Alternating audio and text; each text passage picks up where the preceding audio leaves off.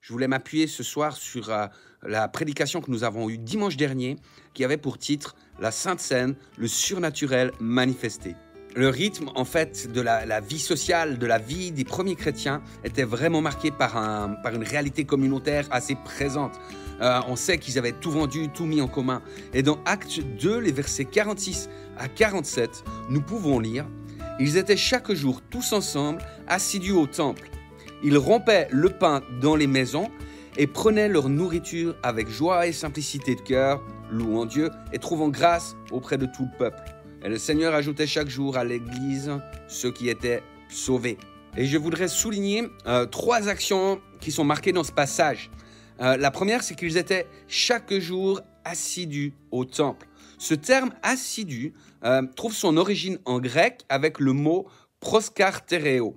Donc ce mot veut dire, je lis, permettez-moi ça, c'est continuer tout le temps dans un lieu, persévérer et ne pas faiblir, se montrer courageux pour quelque chose, et être d'un empressement constant. Donc il y avait une volonté intentionnelle de la part des premiers disciples d'aller au temple. Le temple n'était pas l'église, le temple n'était pas le lieu où l'évangile était prêché. Mais c'était encore en ce temps-là la maison de Dieu, c'était le lieu où on faisait les sacrifices. Et même si c'était pas encore, si les gens n'avaient pas compris que la manifestation du sacrifice était pleinement accomplie en Jésus, les disciples étaient fervents et ils mettaient un zèle pour aller dans la maison du Seigneur. Quand on parle des disciples, on comprend bien sûr les 12, vous savez, les apôtres qui ont marché avec le Seigneur, dont un avait été remplacé par Matthias. Il y a les 150 qui étaient présents dans la chambre haute, et bien sûr les 3000 qui s'étaient convertis à la Pentecôte, et sans oublier celles et ceux que le Seigneur ajoutait chaque jour à son Église. Et tout ce petit monde se retrouvait dans les maisons. Ils rompaient le pain dans les maisons. Ils vivaient la Sainte Seine dans les maisons. Et on le sait, et vous pouvez reprendre ce texte d'1 Corinthiens 11, où Paul écrit une lettre à cette église qui vit vraiment les choses de manière n'importe comment, avec beaucoup de manque de considération et de mépris les uns pour les autres. On sait que ça ne se faisait pas donc de manière formelle. On sait que ce n'était pas quelque chose de véritablement arrêté. Il y avait beaucoup de liberté dans la manière de pouvoir vivre la Sainte Seine. La troisième chose, c'est que le Seigneur ajoutait chaque jour à l'Église ceux qui étaient sauvés. Donc à comprendre pas forcément à la vie ecclésiale, vous l'aurez bien compris, qui se faisait par exemple dans le temple, mais vraiment à cette communauté de vie, cette famille spirituelle qui était vécue dans le livre des Actes. Et je crois que le désir de Dieu de tout temps, c'est qu'on puisse vivre, en fait, ce qu'on appelait la Great Commission, le gros commandement, qui est de faire de toutes les nations des disciples.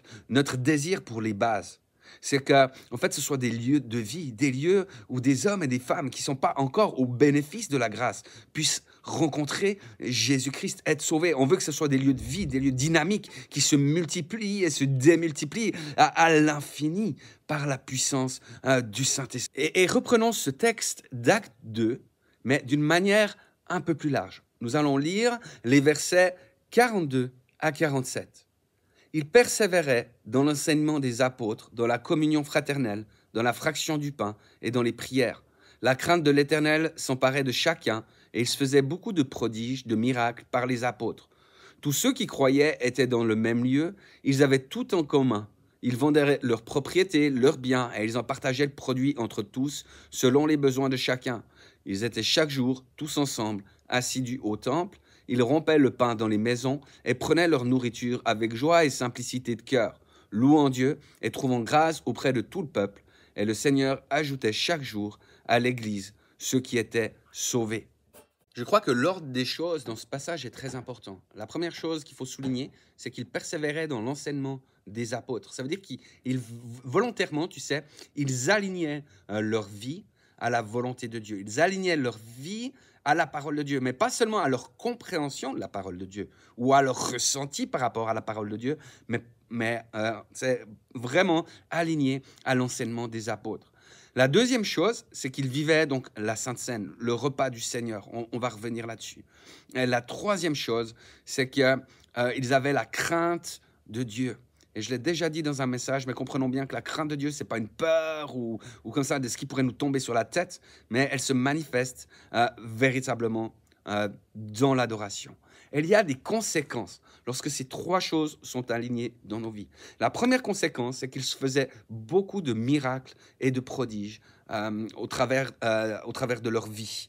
Et je crois que ce côté de beaucoup, pour moi, est très important. C'est-à-dire que ce n'est pas quelque chose d'épars, je crois qu'on doit vraiment s'y retrouver. C'est une abondance de signes, de prodiges, de miracles dans notre vie.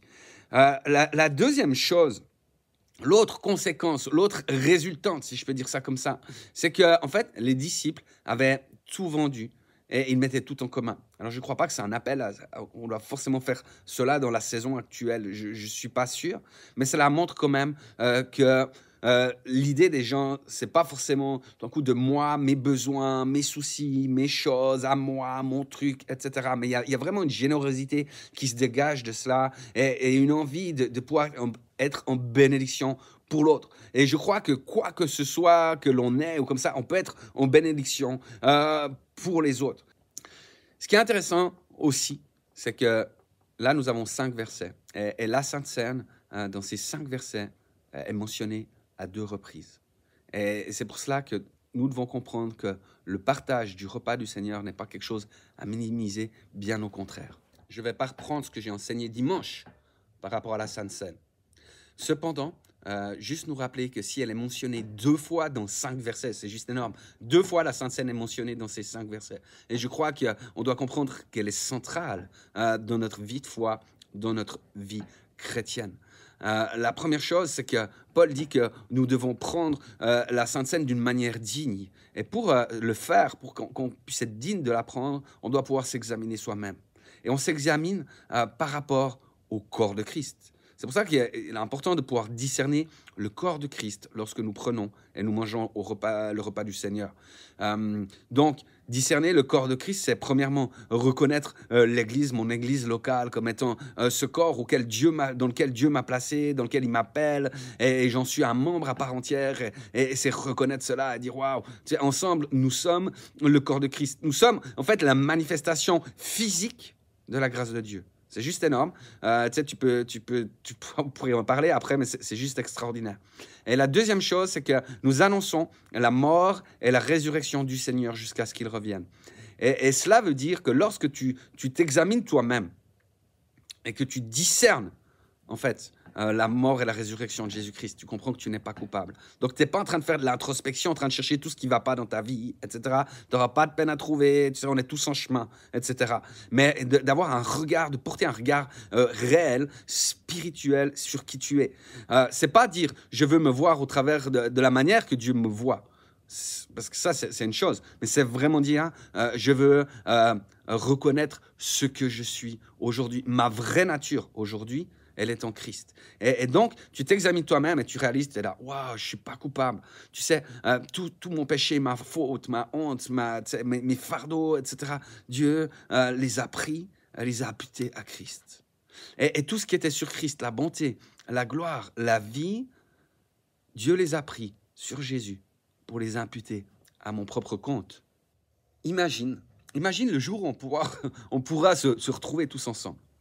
Imagine ce qui va se passer quand quelqu'un va venir dans ta base, quelqu'un qui n'est pas encore au bénéfice de la grâce de Jésus-Christ, et tout d'un coup qui découvre un peuple qui a une crainte de Dieu, qui aime Dieu, qui adore Dieu d'une manière qui est merveilleuse, authentique, extraordinaire, profonde. Imagine ce qu'il va voir, ce qui va traverser son cœur lorsqu'il verra que nous sommes alignés à l'enseignement des apôtres. Tu sais, ça ne veut pas dire que les gens n'ont pas le droit d'avoir leur idée, leur opinion ou des propres révélations, hein. Mais on n'est pas dans des batailles d'ego de savoir qui a raison. Mais il y a une faveur comme ça de dire, mais ce qu'on veut, c'est le royaume. On recherche premièrement le royaume de Dieu et sa justice. On aligne nos vies à la parole, à l'enseignement des apôtres. Imagine un peu quelqu'un qui aime tellement son église, sa famille spirituel qui, tu sais, ils l'ont fait une priorité. Le gars, il dit, non, non, écoute, c'est sympa, tu veux m'inviter à manger, mais j'ai une priorité, je veux retrouver mes bien-aimés. Sur une semaine, tu sais, il y a 7 jours, celui-là, tu sais, je le consacre à mon Dieu, je l'offre à mes bien-aimés, tu as tous les autres jours, tu sais, pour m'inviter. Donc, imagine, tout d'un coup, qu'il dit, waouh, ça doit être hyper important pour lui, qu'est-ce qui se passe? Imagine un peu qu'il voit une telle générosité manifestée entre les frères et sœurs, tu sais, où on n'est pas dans un égoïsme en train d'essayer de tirer la couverture à nous et qui peut le voir. Et imagine cela, parce que tu sais, des fois on vit des choses, je dis pas qu'on vit rien, hein, on fait pas du noir-blanc, mais des fois on vit des choses qui se voient pas ou qui se voient pas encore assez parce qu'on les vit entre nous. Mais imagine toi un coup quelqu'un qui n'est pas encore en Christ, qui vient dans ta base et qui voit tout ça. Ils annoncent la mort et la résurrection de Christ, ils se positionnent en gens de victoire parce qu'ils ont reçu cette grâce, il n'y a plus de peur, il n'y a pas d'inquiétude ou d'insécurité. Imagine ce qui peut se passer dans leur vie. À tout cela. De plus, parce qu'on aura aligné notre cœur à la parole, qu'on aura vécu toutes ces choses, le Seigneur va confirmer sa parole par beaucoup de signes et beaucoup de prodiges. Donc ces gens vont vivre des choses extraordinaires, ils vont voir la main de Dieu les toucher concrètement dans leur vie. Imagine que tout cela arrive. Et moi, je crois que ce n'est pas juste un rêve, c'est des paroles en l'air ou des paroles pleines d'espérance. Mais je crois que c'est la volonté de Dieu.